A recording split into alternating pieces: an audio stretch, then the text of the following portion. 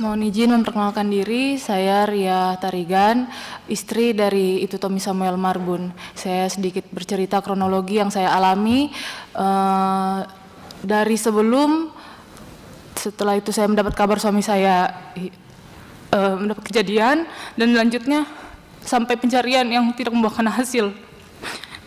Jadi pada tanggal 11 Desember itu saya bersama suami kami sampai di Bintuni. Setelah itu suami saya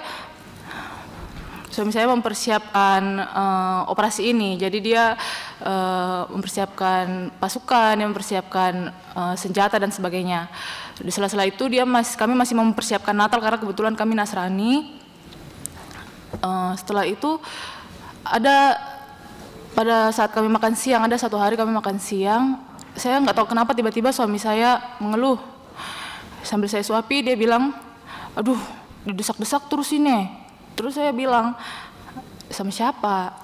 Sama Kapolres, karena sebelum TR keluar. Dia bilang seperti itu penyampaiannya kepada saya. Mengejar Bapak Kapolres, penyampaian suami saya ke saya, mengejar Kapolres, mengejar Kombes.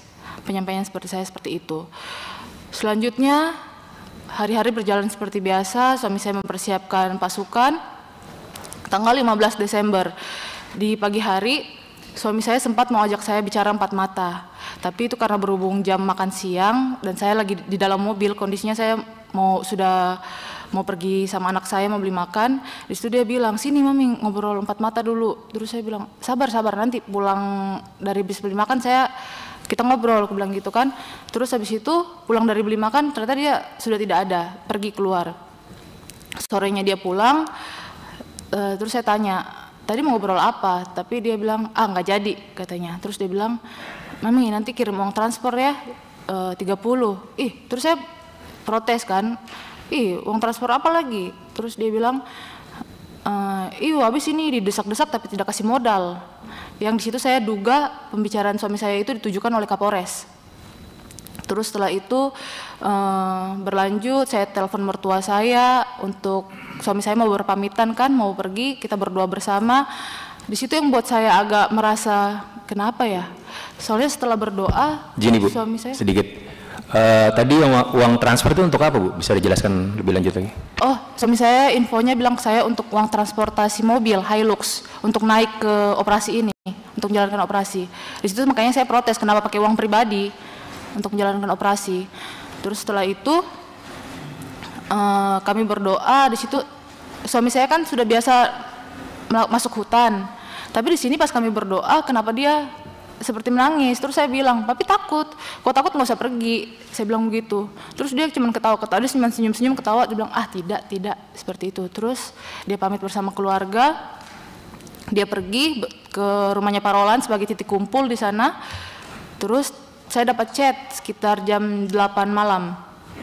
Di situ suami saya chat, bilang, mami ini nanti transfer ke sini ya uang transportnya. Dia kirim nomor rekening kan, sudah saya transfer ke sana.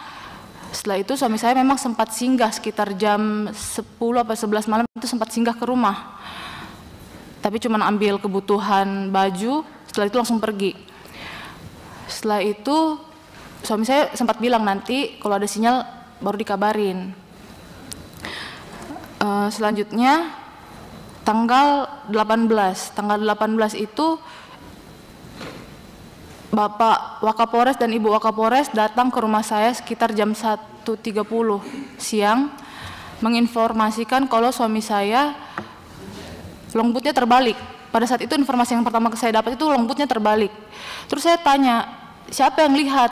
Tahu dari mana informasinya? Terus dia bilang, Bapak Waka bilang, Dek, informasinya belum jelas, tapi katanya dari tim yang sudah longboot yang satunya bilang mereka lihat perahunya Tommy terbalik tapi orang-orangnya nggak ada. Itu informasi pertama yang saya dapat. Terus saya sampaikan juga ke mertua saya, ke keluarga saya seperti itu. Setelah itu jam 3 siang saya dapat telepon dari Ibu Kapolres. Ibu Kapolres menyampaikan semangat seperti itu kan. Terus hal pertama yang saya pikirkan pada saat itu adalah helikopter dan drone untuk penyelamatan nyawa suami saya. Itu hal pertama yang saya pikirkan. Saya minta, Mbak, saya mohon Mbak, mungkin bisa bilang ke Abang, helikopter sama drone Mbak secepatnya, saya bilang seperti itu. Dan diiyakan, iya Dek, nanti Mbak sampaikan ke Abang katanya. Tapi saya tunggu sampai sore tidak ada informasi, jadi akhirnya keluarga inisiatif lah. Saya inisiatif, saya hubungi adik ipar saya dan dibantu juga teman-teman letting. Pada saat itu teman-teman letting yang mencari helikopter. Singkat cerita, akhirnya karena saya pada saat itu masih sangat bersedih, akhirnya saya kasihlah nomor junior saya, Chris, yang pada saat itu katanya dia sudah jalan bersama Pak Kapolres menuju posko pencarian. Sudah setelah itu saya kasih nomornya Chris, maksudnya saya itu supaya dikoordinasikanlah helikopter ini, maksudnya seperti itu. Tapi saya tidak tahu, malamnya saya dapat informasi heli di cancel. Saya tidak tahu sebelumnya heli di cancel itu alasannya apa. Terus lanjutnya saya dapat telepon dari Kapolres pada malam itu. Kapolres bilang, Dek, seperti ini Tommy ternyata tergelincir dari longboat. Jadi ini sudah pernyataan yang berbeda dari penyampaian Bapak Waka. Terus saya tanya, tergelincir gimana Bang? Masa nggak ada yang lihat? Masa nggak ada yang tolong? Itu penyampaian saya. Terus Bapak Kapolres bilang, iya Abang kurang tahu gimana, tapi si Tommy ini duduk di belakang longboat, duduk paling belakang, terus mungkin dia salah pijak apa gimana, jadi dia tergelincir dan nggak ada yang lihat. Itu penyampaian pada saya. Itu juga yang saya sampaikan ke keluarga, oh ternyata dia tergelincir. Terus setelah itu lanjut tanggal 19, jadi itu belum ada pencarian. Pada tanggal 18 itu sampai malam belum ada pencarian.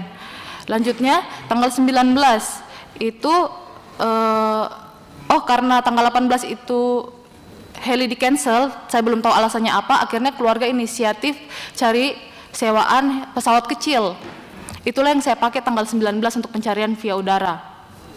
Tanggal 19 di atas saya naik pesawat pagi itu sambil keliling TKP itu saya lihat memang ada 3 longboat di bawah yang menuju TKP. Di situ pada saat saya naik pesawat itu memang saya tidak melihat ada tanda-tandanya hanyut, karena itu pesawat juga sudah terbang rendah, tapi saya tidak ada tanda-tanda hanyut. Selanjutnya tanggal 20, di sini baru mulai kejanggalan-kejanggalan saya rasa. Tanggal 19 saya sempat tanyakan ke Bapak Waka, Bapak kira-kira helikopter perbantuan dari dinas sudah kapan ya, ada infonya belum ya? Karena belum ada infonya, akhirnya saya hubungi lagi ke teman, bisa nggak ini helikopter buat tanggal 20 pencarian besok. Terus habis itu dari bagian helinya bilang gini, Mbak, kalau kayak gitu DP dulu, nanti di cancel lagi. Terus saya bingung, siapa yang cancel? Tanda tanya saya kan, karena saya nggak ada cancel, tapi nanti di cancel lagi. Akhirnya saya di situ saya mentransfer uang untuk heli untuk tanggal 20. Setelah tanggal 20 saya ikut pencarian. Pertama helikopter sewaan kami keluarga dengan dinas ternyata sudah sampai tanggal 20 itu. Bapak saya ikut di sana pas pencarian pagi. Terus setelah itu pencarian saya kurang tahu, itu nanti mungkin dijelaskan Bapak saya untuk tanggal 20-nya itu. Setelah itu sorenya heli kembali. Karena heli kembali, saya kan sebagai istri saya merasa belum puas, jadi dan waktu itu masih sekitar jam 4, jadi saya bilang ini heli masih bisa putar sekali lagi nggak? Kalau masih bisa putar sekali lagi saya yang lihat sendiri, saya mau cari. Terus habis itu akhirnya heli di ACC, pergilah sore itu saya ikut pencarian sekali lagi, tapi ternyata tidak tembus karena di wilayah sana sudah mendung, sudah gelap, jadi helikopter terpaksa kembali lagi. Selanjutnya karena malam harinya itu saya dapat telepon dari Pak Kapolres. Terus Pak Kapolres menyambungkan telepon itu ke Pak Kanit Resmob, Pak Roland Manggaprau.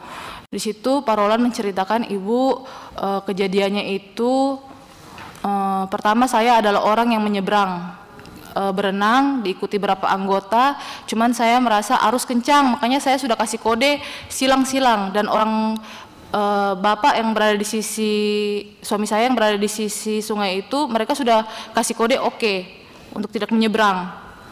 Keterangan Pak Roland, dia masuk bersama anggota yang sudah berhasil menyeberang, mereka masuk ke dalam hutan sekitar 20 meter. Di situ dia dengar kalau ada suara dari sungai, arah sungai, teriakan 2 kali. Akhirnya mereka ini lari kembali ke arah sungai.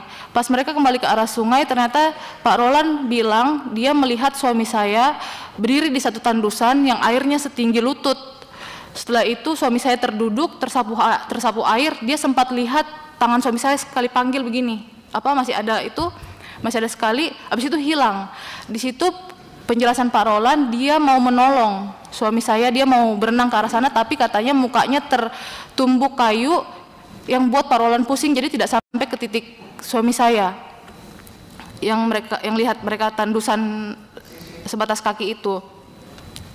Setelah itu karena saya tidak percaya begitu saja dengan apa yang disampaikan, tanggal 21 saya telepon anggota yang memang ada juga satu tim bersama suami saya. Saya telepon, saya tanya, Gideon, bagaimana cerita kronologi sebenarnya? Apa yang terjadi sama Bapak sebenarnya? Di situ Gideon memang bilang, pertama saya tanya, siapa yang satu tim sama Bapak pada saat menyeberang? Dia bilang, Ibu, ini. Terus, kalau gitu yang dari Brimob siapa? Saya tidak kenal Ibu, katanya. Ada nomornya enggak? Tidak ada Ibu. Terus bagaimana menurut menurut penglihatan kamu? Saya tidak tahu Ibu, seperti itu kan. Terus dia bilang, Ibu kalau untuk kronologi mungkin Ibu bisa tanya ke Pak Roland, karena Pak Roland yang Pak Kanit katanya kan, Pak Kanit, karena Pak Kanit yang waktu itu lihat. Terus saya bilang, tapi saya mau tahu versi kamu. Terus dia bilang, saya tidak berani Ibu. Itu menjadi tanda tanya kepada saya pada saat itu. Akhirnya saya mematikan telepon, terus saya tanda tanya ke saya, kenapa anggota tidak berani berbicara? Itu satu tanda tanya saya. Terus selanjutnya tanggal 22 Desember saya mau ikut pencarian suami saya.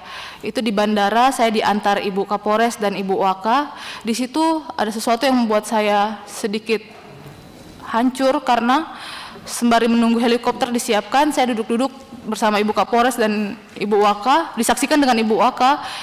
Ibu Kapolres menyatakan seperti ini, iya Dek, Abang sama Mbak kira Tommy cuma ngeprank, karena kan Tommy suka bercanda sama Abang, katanya kan. Jadi Abang kira pas diinformasikan itu Tommy cuma ngeprank, makanya Abang santai-santai aja. Tapi sampai malam ternyata Tommy nggak ketemu. Baru Abang panik. Itu penyampaian dan disaksikan oleh Ibu Wakapolres. Setelah itu saya mendengar itu, saya langsung berdiri, saya keluar. Saya sedikit hancur sebagai seorang junior karena selama ini suami saya sangat-sangat setia sekali untuk Bapak dan Ibu Kapolres. Tapi di situ saya merasa nyawa suami saya dianggap remeh. Setelah itu saya ngobrol bersama Pak Roland di luar ruang tunggu. Kami bertatapan jarak seperti ini. Saya tanya Pak Roland, bagaimana Pak Roland? Terus iya Ibu begini. Terus saya lihat kan karena penyampaian Pak Roland kan katanya dia mau menolong suami saya, tapi mukanya tertumbuk kayu. Jadi saya pikir berarti kalau itu minimal pasti ada bekasnya. Harus kayu besar dong yang buat kita pusing sampai tidak bisa melakukan pertolongan. Saya lihat mukanya, saya perhatikan. Di situ saya tidak mendapatkan tanda lecet atau memar sedikit pun. Setelah itu saya lanjut naik helikopter. Kami diturunkan di posko. Dari posko kami pergi ke daerah mau untuk naik longboat. Dari situ kami pergi ke Muara Rawara. Kali Rawara ini dia jaraknya dari TKP ke Kali Rawara itu sekitar kurang lebih 10 jam. Jadi masih jauh sekali. Kami di situ di drop naik longboat. Kami di situ melakukan prosesi adat, dan ada pencarian sedikit di area sekitar. Setelah itu sampai sore hari akhirnya saya balik karena saya ada anak kecil, jadi saya tidak bisa terlalu malam sampai di sana. Saya pulang. Selanjutnya tanggal 22 Desember. Jadi tanggal 21, 22 Bapak saya melanjutkan pencarian bersama Bapak Kapolres. Itu saya di rumah saja. Tanggal 22 saya dapat voice note dari Ibu Kapolres. Kalau berkenan didengarkan, biar saya dengarkan. Di situ pernyataan dari Bapak Kapolres menyampaikan bahwasannya mereka yang ada di TKP itu hampir disanggung oleh KKB. Terus di situ karena pas pada saat itu bapak saya juga ada di situ, saya cross check lah ke bapak saya, Pak, benar nggak ini yang disampaikan Bapak Kapolres kepada keluarga? Di situ bapak saya bilang ini, oh tidak, itu tuh cuman penglihatan spiritual, cuman penglihatan paranormal. Tapi itu yang disampaikan ke keluarga. Kalau berkenan saya mau dengarkan. Ya, silakan Bu.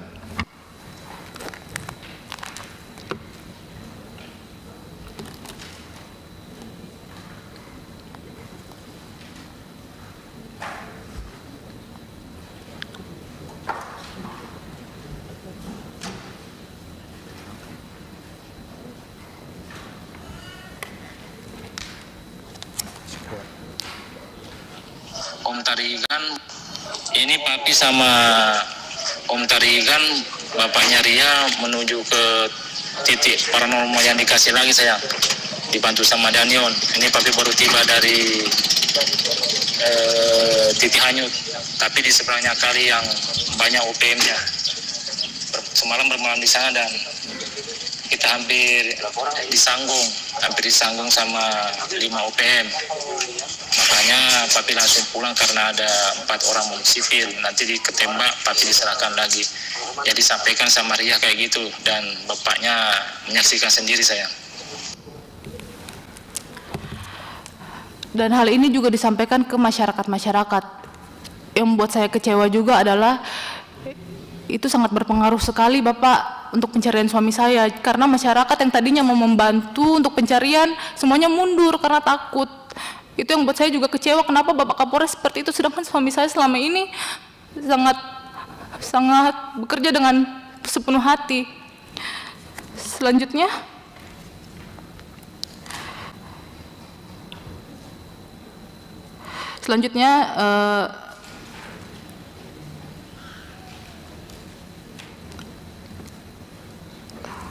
oh ya, tanggal 23 itu yang saya ikut pencarian itu sudah tidak ada lagi, belum pernah lagi saya ikut pencarian sampai pencarian itu berakhir. Selanjutnya bulan Januari,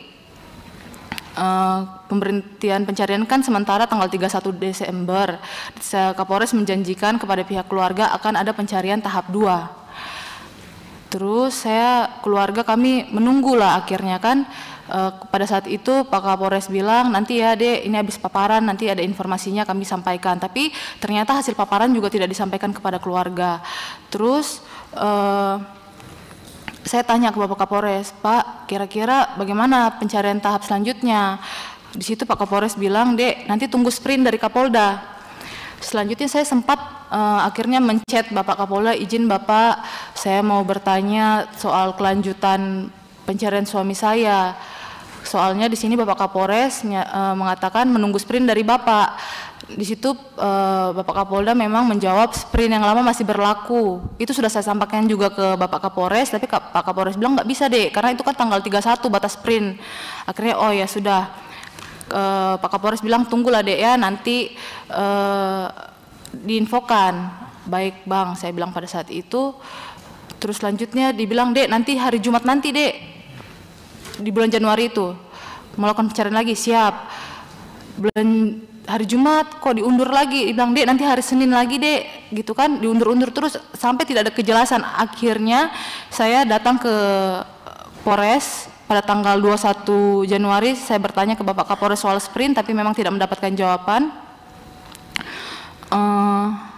Tanggal 31 akhirnya saya turun ke tanggal 23 akhirnya saya turun ke Polda, bertemu dengan Bapak Kapolda, memang disambut dengan baik dan didengarkan apa yang permintaan keluarga, dan kami hasil dari perbincangan kami pada saat itu disepakati bahwasanya akan keluar sprint 1 minggu untuk pencarian suami saya kembali. Itu sprintnya kalau tidak salah dari tanggal 27 sampai 31 Januari harusnya. Setelah itu Bapak Kapolda juga sempat menyampaikan kalau sesuai aturan itu kalau misalnya suami saya hilang, benar-benar hilang tanpa jejak, tidak ada kejelasan lagi, nanti penetapan statusnya itu tanggal 19 Desember 2025. Saya sempat tanya statusnya apa ya Pak kalau seperti itu, dibilang hilang dalam tugas. Tapi kan kalau seperti itu saya kan punya anak kecil, Kalau hilang dalam tugas saja seperti itu, mana? Saya harus jelasin apa? Kalau mau bilang suami saya udah almarhum, mana? Saya mau tunjukin ke anak saya makam bapaknya, gimana? Tidak ada kejelasan kan? Kalau cuman dari dinas menyatakan hilang dalam tugas seperti itu. Makanya saya waktu itu memang saya sempat mohon kepada Bapak Kapolda, tolong Pak keluarkan sprint karena anak saya butuh kejelasan. Kalau misalnya ternyata suami saya masih hidup dan dia lagi bertahan di hutan bagaimana? Karena selama 2 minggu itu helikopter bolak-balik tidak ada tanda-tanda jasad atau mungkin potongan baju atau potongan tubuh, karena kan kita berpikir secara rasional. Kalau orang tenggelam itu minimal 4 hari pasti ngambang, apalagi kalau 2 minggu pasti sudah potongan tubuh pasti sudah naik. Tapi selama 2 minggu bapak saya mereka lewat helikopter, lewat udara bolak-balik itu tidak menemukan tanda-tanda adanya jasad atau potongan tubuh. Itu yang membuat saya, bagaimana kalau misalnya suami saya ternyata terdampar dan dia sekarang lagi berusaha bertahan hidup karena tidak ada pencarian sampai sekarang di TKP. Bagaimana kalau seperti itu? Terus setelah itu mungkin untuk nanti pencarian tahap 2 bisa dijelaskan sama bapak saya karena bapak saya yang ikut serta di dalam pencarian tersebut. Terus yang buat saya juga sedikit bagaimana ya, kecil hati karena ibu-ibu anggota reskrim datang ke rumah memberikan support, itu sangat manusiawi dan wajar menurut saya. Memberikan support, mereka ikut dalam tim doa seperti itu.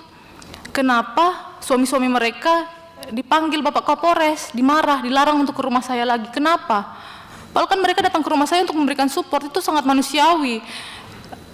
Dan lagi saya juga mendapat informasi aduan dari beberapa bayangkari yang ada di sana, dibilang ini, Ibu, kami masa memposting Ibu di Facebook atau di mana gitu untuk memberikan support, kok kami diancam ya, dibilang nanti suaminya mau dimutasi.